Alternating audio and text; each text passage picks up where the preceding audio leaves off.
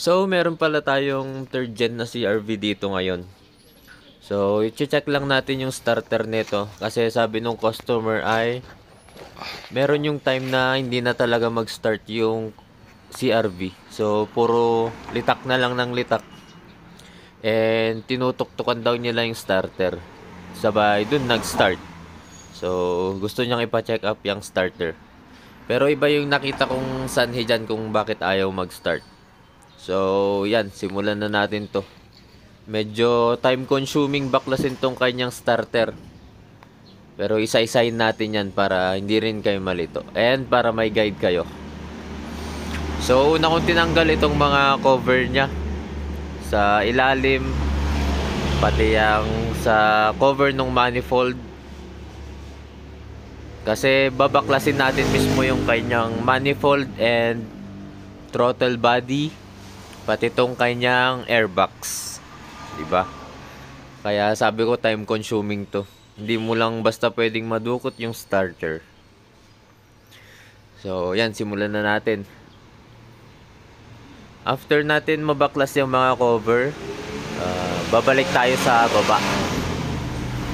Sa ilalim, doon tayo unang magbabaklas nitong bracket. Ayan.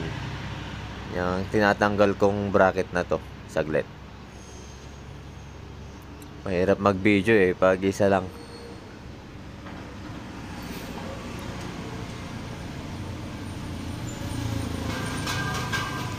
Yan.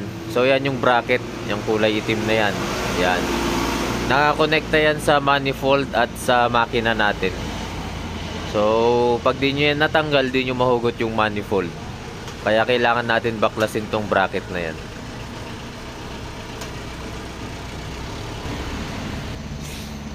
So after nyo matanggal yung dalawang tornilyo nyan, kailangan din natin i-disconnect muna tong socket. Yan. Yan no, yung socket na yan. Bali naka-clip yan. So angat nyo lang yung clip, then hilain nyo na lang. Madali lang naman baklasin yan.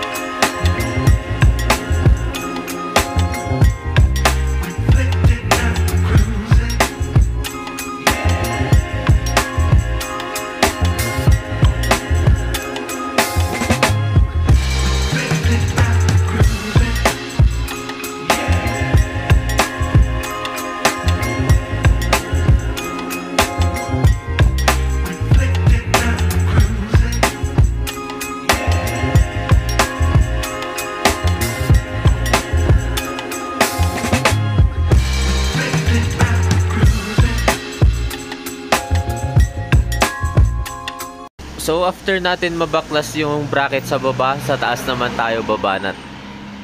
So pinakaunang tatanggalin natin dyan yung hose na yan na nakakonekta sa manifold.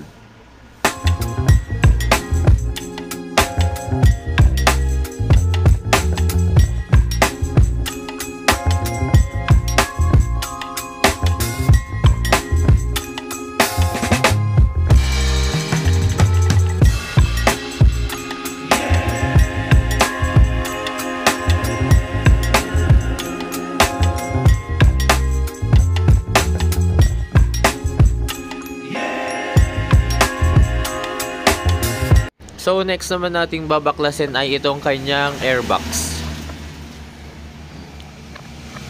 Kasi hindi natin matatanggal tong throttle body niya pag meron niyang airbox na yan.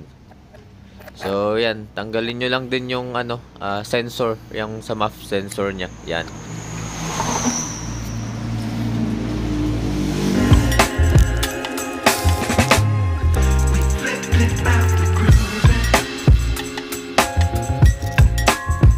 So after nyo matanggal yung airbox and yung hose niya na nakakonekta dyan sa throttle body, pwede na nating tanggalin yung mga bolt and nut niya sa throttle body. Yan. So number 12 lang naman yan. Hindi na rin ako nagtanggal ng hose dyan kasi kung di ako nagkakamali, meron yung part dyan na coolant ang lalabas. So kaya hindi na ako nagtanggal. Para hindi na tayo madoble trabaho. Ingatan nyo lang yung pag placing mamaya.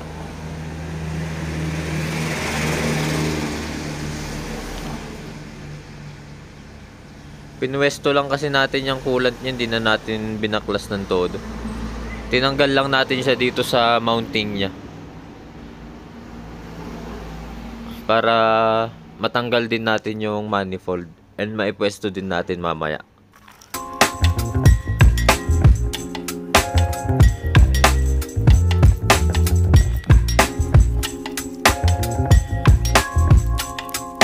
So yan, ganyan lang ginawa natin sa kanyang throttle body after matanggal sa mounting. Yan, tinali lang natin siya dyan sa gilid para maiayos natin, para mabaklas natin tong manifold niya. Kasi tutukod-tukod yun sa throttle body.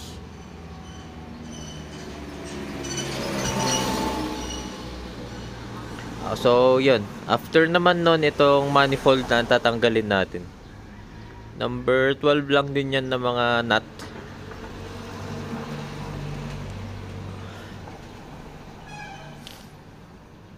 Di ba, ang hirap baklasin. Starter lang yung kukunin natin, dami pang babaklasin. So lalo din yung alternator nito na nasa gilid, mahirap din baklasin. Pero yun, pwedeng madukot yung alternator. Ito nga lang starter ang mahirap.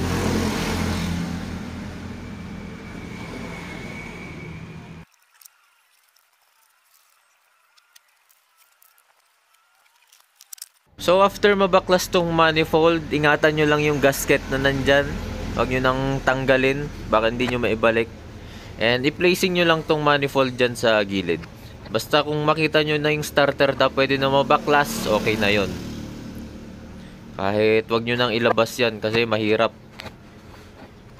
Kung ano-anong anggulo pa gagawin nyo dyan. So yan, ganyan nyo lang, tagilid nyo lang. So yan na yung kanyang starter. Yan yung nakita kong unang sanhe kung bakit ayaw mag-start. Medyo loose contact yung tornilyo niya dyan. I mean yung nut sa live wire. So imbis na solid yung daloy ng kuryente, tumatalon-talon siya.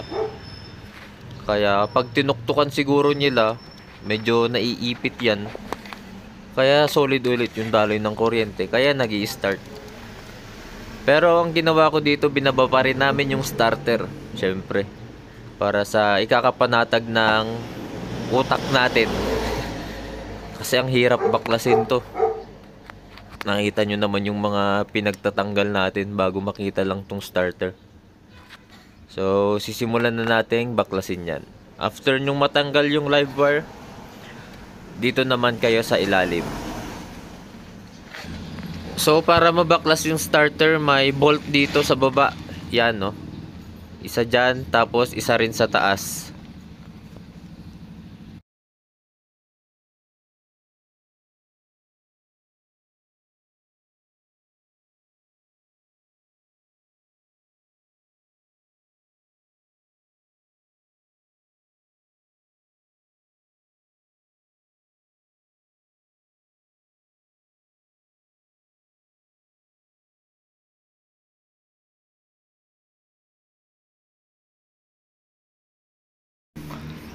So ayan, natanggal na natin yung kanyang mga tornilyo and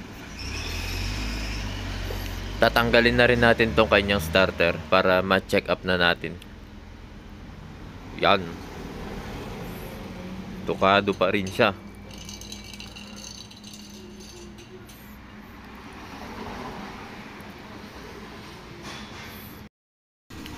So ito pala yung tornilyo na nasa taas, tabihan ng starting. So ito, nabuksan na pala natin yung kanyang starter and check nyo. Ayan, baba ng carbon brush. And good condition pa yung kanyang field coil. Pati itong kanyang armature, linis lang. And binuksan ko na din tong kanyang starting. Ayan, no? Para ma-check natin kung pudpud na ba yung contact point niya sa loob.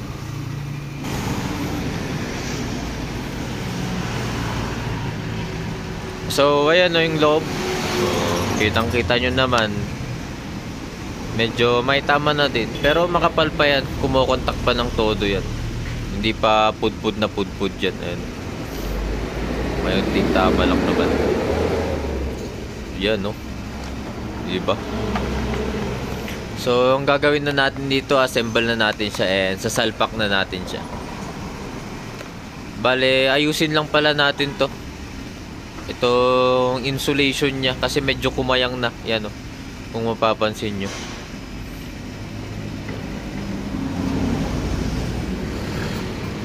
Dapat yan loob na loob sa ano niya, bakal niya.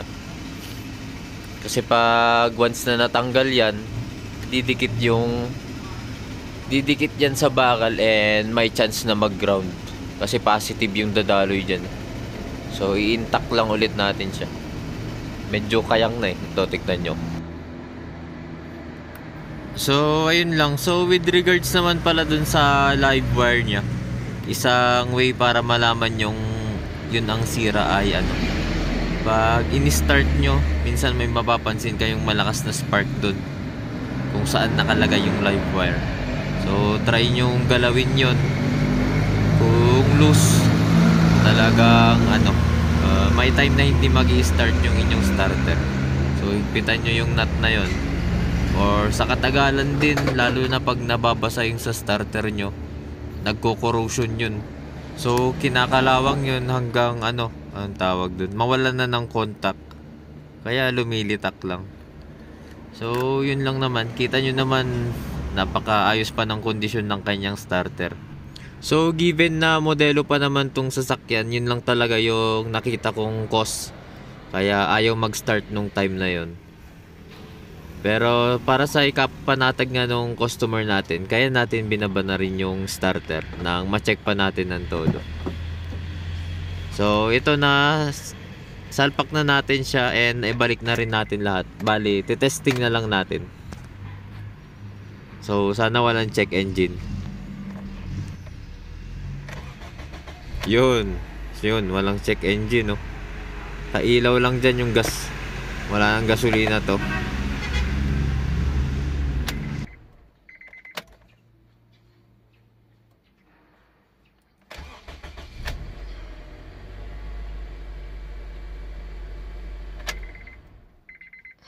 All right.